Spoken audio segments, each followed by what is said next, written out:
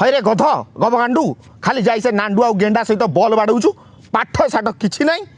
ଆଜି ମୁଁ ତୋର କ୍ଲାସ୍ ନେବି। ସ୍କୁଲ ଯାଇ କ'ଣଟା ପେଡ଼ୁଛୁ ମୁଁ ଦେଖିବି। ମୁଁ ଯାହା ପଚାରିବି ତାର ଉତ୍ତର ଫଟାଫଟ ଦେବୁ ହେଲା। ହଁ ଆମ ଦେଶର ରାଜଧାନୀ କିଏ? ଫଟାଫଟ ହଇରେ ଲଫଙ୍ଗା ଫଟାଫଟ ମାନେ ତତେ ମୁଁ ଉତ୍ତର ସାଙ୍ଗେ ସାଙ୍ଗେ ଦେବାକୁ କହିଲି ମୂର୍ଖ କୋଉଠିକାର।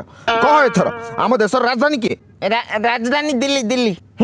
କହିଲୁ ଅଧିକା ପାଣି ପିଇଲେ କ'ଣ ହବ? ଅଧିକା ଅଧିକା ମୁତ ମାଡ଼ିବ। ମୁତ ମାଡ଼ିବ? ଆରେ ପାଣି ପିଇଲେ ଆମ ରକ୍ତ ଆଉ ଚର୍ମ ପରିଷ୍କାର ରହିବ। ହଁ ହଁ ହଁ ରକ୍ତ ଚର୍ମ ପରିଷ୍କାର ରହିବ ବୋଇଲ। କହିଲୁ ଅଗଷ୍ଟ 15ରେ ଆମକୁ କ'ଣ ମିଳିଥିଲା? ସେଉ ଆଉ ବୁନ୍ଦି ମିଳିଥିଲା। ମଦ ଖାଲି କହିଲା କନା ସେଉ ବୁନ୍ଦି, ସେଇ ସେଉ ବୁନ୍ଦି ଖାଲି ମନେ ରଖିଥା। ଆରେ ଅଗଷ୍ଟ 15ରେ ଆମକୁ ସ୍ୱାଧୀନତା ମିଳିଥିଲା। ସ୍ୱାଧୀନତା ମିଳିଥିଲା ସ୍ୱାଧୀନତା ମିଳିଥିଲା। ଗଧ କୋଉଠିକାର? କହିଲୁ କୋଉ ଚଢ଼େଇ ଉଡ଼ି ପାରେ ନାହିଁ? ମଲା ଚଢ଼େଇ ଉଡ଼ି ପାରୁନି। ଗଧ କିଛି ପଡୁନି। ଗଧ କିଛି କିଛି ପଡୁନି।